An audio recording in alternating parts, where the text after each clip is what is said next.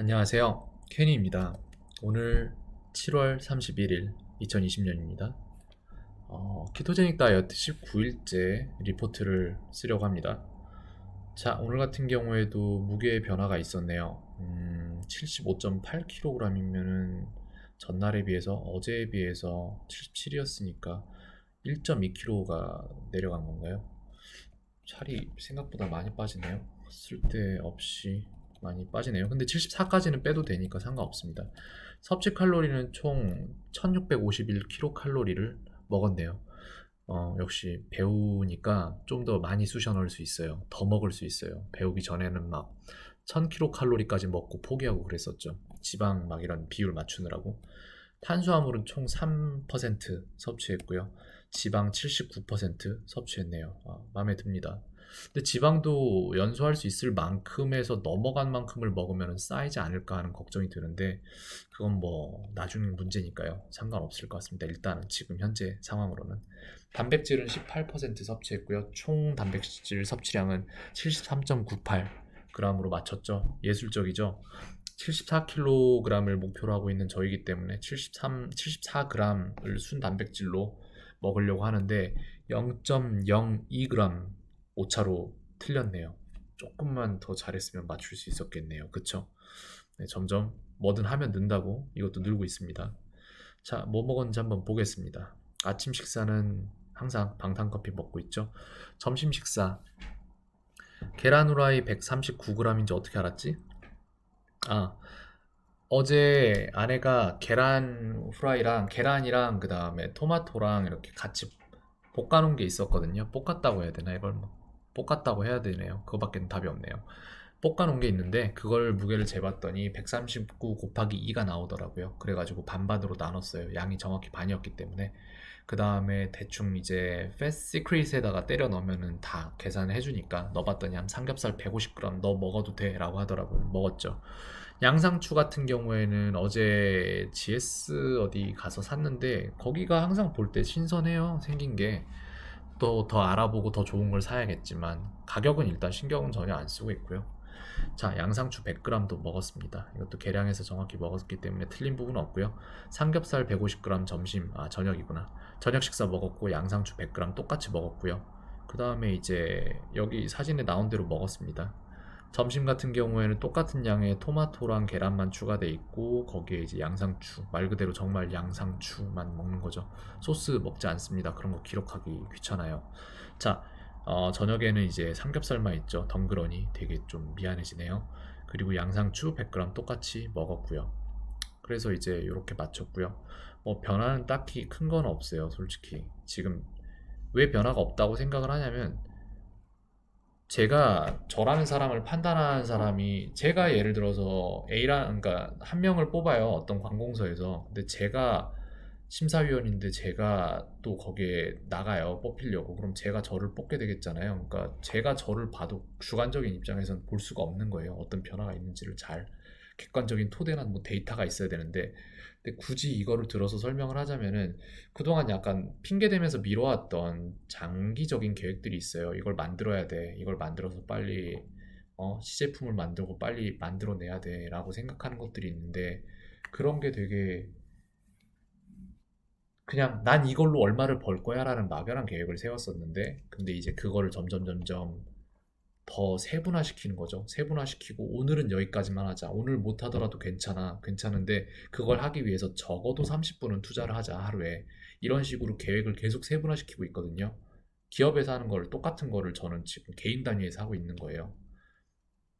근데 그런 걸 하고 있는데 그럼에도 불구하고 계속 미뤄요. 얼마 전에 이제 키토플루라고 의심되는 증상이 양일간에 걸쳐서 났고 그 다음에 그때 못한 것들을 복구해 낸다는 핑계로 30일 날이 이제 뭐 청소도 하고 뭐 이러면서 지나갔죠. 그리고 오늘 이제 여기에 좀 착수해서 나갈 수 있었던 건데 요런 게 약간 그런 증거라면 증거라고 보여져요. 제 눈에는 정말 사람은 자기 하고 싶은 일 못하는 게 사람이거든요, 사실. 근데 그런 것들을 할 수 있다면 그건 굉장한 의지력이죠. 자, 그래서 저는 여기에 나름 만족을 하고 있고요. 그 다음 몸무게 감소가 있었네요. 1.2kg 정도. 그걸 제외하고 다른 변화는 딱히 느껴지는 게 없습니다. 현재까지는. 뭐 여전합니다. 예전에 다이어트를 한번 했을 때에는 그때 당시에 저도 그때 80에서 한 40, 아니 40이란다. 80에서 한 74까지 뺐거든요. 그때도. 근데 거기에 걸린 시간은 40일이었어요. 진짜 칼로리 제한을 1800kcal 밑으로만 먹고 칼로리 기록을 다 하면서 했었는데, 그때 지금도 기억나지만 적게 먹는다는 게 쉽진 않았어요. 그때 당시에 허기가 져서 되게, 오늘 내가 잘못 먹어서 요만큼인데 진짜 칼로리량이 높은 저거를 잘못 먹어가지고 막 블루베리 요거트 같은 거 먹었는데 얘가 막 700kcal 막 그러면은, 와, 나 그럼 오늘 이따 저녁에 뭐 먹냐? 막 이런 상황 터지고 하면 되게 안타깝고 진짜 슬프고 화나고 그랬었는데, 그거는 허기에서 오는 거잖아요. 내가 허기가 진데 내 몸 안에 넣어줄 게 없구나라는 허기에서 오는 건데, 지금 현재 저는 이 다이어트가 키토제닉 다이어트 한 10일 정도까지는 세상에서 제일 어려운 다이어트라고 판단했었어요. 근데 그 이후에 허기가 안 느껴진다는 걸 깨닫고 나서는 생각이 180도 바뀌었던 게, 진짜 살을 빼고 싶은 사람이 있으면 키토제닉 다이어트를 시키면 되는구나. 배가 안 고픈데 뭘. 습관 때문에 먹어야겠다는 습관이 남아있는 걸 제외하면 진짜 세포 단위에서 제가 배고프다는 소리를 하진 않아요. 제 몸이. 그렇기 때문에 가장 쉬운 다이어트가 아닌가라고 생각하는 게 아니라 확신합니다. 그냥 이게 제일 쉬워요. 제가 볼 때는. 다른 방법으로 살 빼는 건 힘들어요. 데이브 아스프리의 책에도 나오면 이제 파충류 뇌와 레브라도 뇌와 그 다음에 인간의 뇌, 이렇게 세 가지 뇌로 나누거든요.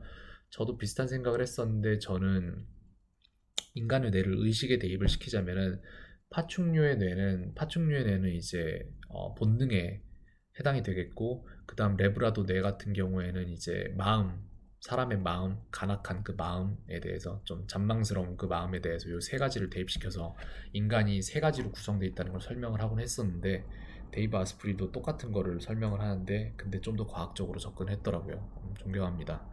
자, 그래서 그 사람 얘기에 따르면 이런 거죠. 정확히 저도 생각을 하는 게 일치라는 게, 이건 저도 알고 있었던 사실이 과학에서 나온 사실이에요. 인간은 아침에 일어날 때 일정량의 의지를 가지고 깨어나요. 근데 그 의지를 밥을 안 먹고 다이어트를 하기 위해서 허기를 감수해 내면서 다이어트를 하면은 그만큼 의지력이 삭감이 되는 거예요. 차감이 되는 거예요, 거기서. 그러면은 인간의 뇌, 즉 의식 상태에서 해낼 수 있는 양이 굉장히 많이 줄어들어요. 왜?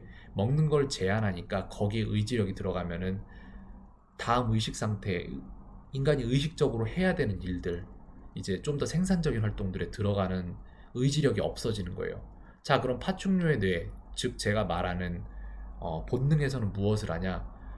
무- 이제 아무렇지 않게 아무 생각도 안 하고 크롬 브라우저를 켰는데 거기에 여자 속옷 같은 게 막 광고가 나와요. 그러면은 저는 남자잖아요.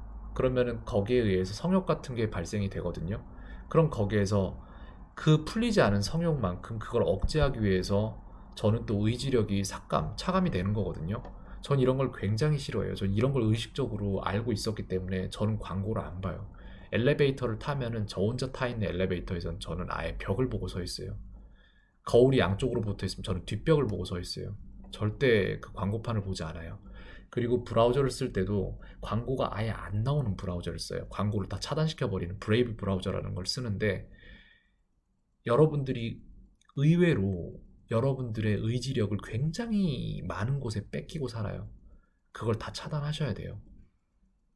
또 쓸데없는 얘기를 하게 됐습니다. 무튼 오늘 키토제닉 다이어트 19일차 접어들어서 이렇게 하루가 지나가고 있고요. 지금 시간 7시로 식사는 이미 6시 이전에 다 마쳤는데 이제 10시까지 저는 남은 3시간을 살아내야죠. 근데 허기지지 않고요. 10시에도 허기질 거라고 생각되지는 않습니다. 다만 그런 건 있어요. 좀 단게 땡기긴 해요. 그리고 어제 수업에서 저랑 같이 수업했던 아이가 저한테 계속 favorite 올림픽을 영어로 계속 시도를 하더라고요. Which do you like more? Ice cream or ramen? Which do you like more? Ramen or chocolate? Which do you like more? Vanilla or chocolate? 이런 식으로 너 뭘 더 좋아해? 뭘 더 좋아해를 물어보는데, 제가 거의 1순위로 갖고 있었던 게 라면인데, 이런 식으로 모든 것들을 배제하는 삶을 살다 보니까 지금 깨달았어요. 저는 라면보다 좋아하는 게 굉장히 많이 생겼는데 아이스크림보다 좋아하는 건 단 한 가지도 없어요. 여러분, 아이스크림의 중독성은 정말 대단한 겁니다. 아이스크림 먹고 싶어요. 여러분들처럼 아이스크림 먹고 싶으면 먹으면 되지 의 상황에서 먹고 싶다 안 먹고 싶다의 상황이 아니라 아이스크림을 완전 배제한 삶을 살 것이다의 상황에서 인생에서 아이스크림이 사라진 상태에서 아이스크림을 그리는 건 조금 더 간절할 수 있거든요. 네, 아이스크림은 먹고 싶어요. 근데 라면 솔직히 이제 아무런 생각도 없어요. 라면 먹고 싶다라는 생각이 드는 게 아니라 저는 라면의 맛을 여전히 기억을 하는데 그 나트륨 맛이 약간 눈살이 찌푸려져요. 지금 그걸 상상할 때. 그걸 언제 느꼈냐면 어제 그 아이가 저한테 뭔가 이렇게 아이스크림이 더 좋아, 라면이 더 좋아 이런 걸 물어봤을 때 그 라면의 맛이 뇌 기억에 남아 있는데 그 맛이 싫어서 무의식적으로 눈살이 찌푸려졌어요. 상당히 많이 벗어난 것 같아요. 그런 가공한 맛에서. 무튼 그렇습니다. 그래서 이건 키토제닉 다이어트에 대한 얘기는 아닌데 그냥 여러분들이 먹는 음식들을 통제를 할 때 여러분들 삶의 올 변화들에 대해서 말씀을 조금 드려보고 싶었습니다. 네. 여러분들, 여러분들이 보는 거, 그리고 여러분들을 감싸고 있는 주변 환경이 여러분들에게 얼마나 영향을 주는가에 대해서 얘기하고 싶은 게 아니에요. 그 자체가 여러분이 되는 겁니다. 조심해야 됩니다. 캔이었습니다. 오늘 하루도 평온하세요.